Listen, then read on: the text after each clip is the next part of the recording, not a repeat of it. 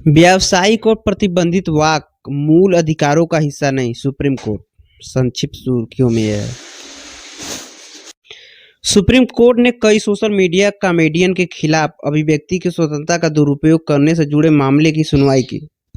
प्रमुख न्यायिक टिप्पणियां। अभिव्यक्ति की स्वतंत्रता अनुच्छेद 19(1)(a) में व्यावसायिक और प्रतिबंधित भाषण शामिल नहीं है। घृणा वाक अंतर्निहित विशेषता के आधार पर किसी समूह के खिलाफ शत्रुता, नफरत या हिंसा को बढ़ावा देती है। व्यावसायिक भाषण वह है जिसमें आर्थिक उद्देश्य से विज्ञापन शामिल होते हैं। बड़ी संख्या में फॉलोअर्स वाले इन्फ्लुएंसर को जिम्मेदारी के साथ काम करना चाहिए। कोर्ट ने आईटी नियमों एवं सिनेमैटोग्राफी अधिनियम के तहत समानुपातिक व दंडानुपात उपायों को सुझाव दिया है। ऑनलाइन कंटेंट को विनियमित करने हेतु व्यापक दिशा निर्देश तैयार करने के लिए भारत में ऑनलाइन कंटेंट के लिए कानूनी ढांचा। आईटी अधिनियम 2000 धारा 69(a) सरकार को ऑनलाइन कंटेंट को ब्लॉक करने का अधिकार देता है। सिनेमेटोग्राफ अधिनियम 1952 व्यक्तियों और समूहों को बदनाम करने या मानहानि करने वाली सामग्री पर प्रतिबंध लगाता है। वाक स्वतंत्रता से संबंधित सुप्रीम कोर्ट के निर्णय।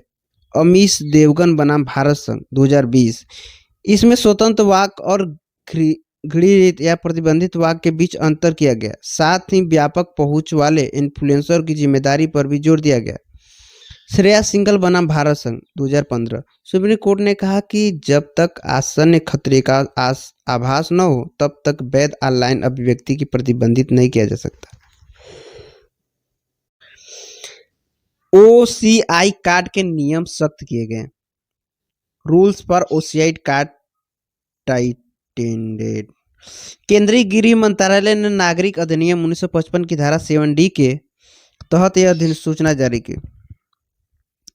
अधिसूचना के मुख्य बिंदुओं पर एक नज़र। ओसीआई का पंजीकरण रद्द किया जा सकता है यदि किसी व्यक्ति को कम से कम 2 साल की जेल की सजा सुनाई गई हो या किसी व्यक्ति के खिलाफ ऐसे अपराध के लिए चार्जशीट दायर की गई हो जिसमें 7 साल या उससे अधिक की कैद का प्रावधान है।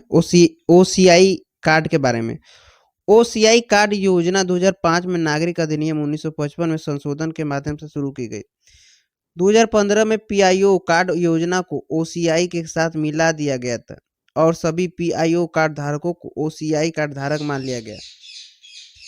ओसीआई कोई दोहरी नागरिकता नहीं या राजनीतिक अधिकार प्रदान नहीं करता। ओसीआई पंजीकरण रद्द करने के आधार। धोखाधड़ी से पंजीकरण लिया गया हो, भारत के संविधान के प्रति असंतोष प्रकट किया हो, भारत की संप्रभुता, अखंडता या विदेशों से मैत्रीपूर्ण संबंधों तथा लोकहित के लिए आवश्यक हो। ओसीआई कार्ड धारक को मिलने वाले लाभ। आजीवन वीजा की सुविधा उपलब्ध है। ये भारत में कई बार आ जा सकते हैं।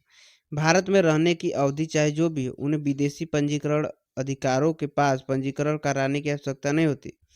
कृषि या बागवानी संपत्ति की खरीद को छोड़कर आर्थिक, वित्तीय और शैक्षणिक क्षेत्रों में एनआरआई के समान अधिकार प्राप्त है। ओसीआई पंजीकरण के लिए पात्रता। वे विदेशी नागरिक हो जो 26 जनवरी 1950 को या उसके बाद भारत के नागरिक थे। वे लोग जो 26 जनवरी 1950 को भारत के नागरिक बनने के पात्र थे और वे व्यक्ति जो 15 अगस्त 1947 के बाद भारत का हिस्सा बने क्षेत्रों से हैं।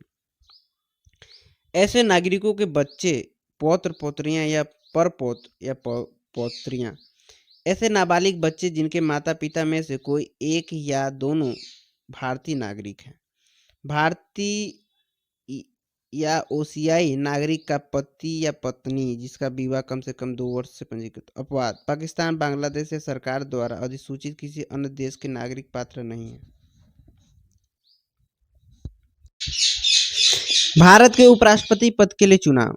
17वें उपराष्ट्रपति चुनाव की तारीख। राष्ट्रपति उपराष्ट्रपति संबंधित संवैधानिक प्रावधान। कार्यकाल और रिक्ति 5 वर्ष। 5 वर्ष पद रिक्त होने पर जल्द से चुनाव कराना अनिवार्य। 6 माह का वर्णन नहीं है। निर्वाचन मंडल। इसमें लोकसभा और राज्यसभा दोनों के 782 सदस्य निर्वाचित मनोनीत शामिल होते हैं। मतदान प्रणाली एकल संकरणी मत के माध्यम से, अनुपातिक प्रतिनिधित्व प्रणाली और गुप्त मतदान द्वारा। प्राधिकार ईसीआई अपने संवैधानिक और कानूनी अधिकारों के तहत चुनाव करता है। उपराष्ट्रपति चुनाव की प्रक्रिया। नामांकन 20 प्रस्तावक और 20 अनुमोदक एवं 15,000 रुपये जमानत राशि। मतदान संसद भवन में संपन्न होगा। ईसीआई द्वारा प्रदान किए गए विशेष पेन का उपयोग किया जाता है। पहली वरीयता का वोट देना अनिवार्य है। पर्यवेक्षण ईसीआई रिटर्निंग ऑफिसर राज्यसभा का महासचिव और पर्यवेक्षक की नियुक्ति करता है। चुनाव में पालन किए जाने वाले प्रमुख सुरक्षा उपाय। पार्टी व्हिप की अनुमति नहीं होती। गोपनीयता का उल्लंघन या अनधिकृत पेन का उपयोग करने पर वोट अमान्य हो जाता है। राष्ट्रपति और उपराष्ट्रपति चुनाव अधिनियम 1952 के तहत घूसखोरी या अनुचित व्यवहार प्रभाव का उपयोग करने पर चुनाव की चुनौती दी जा सकती है।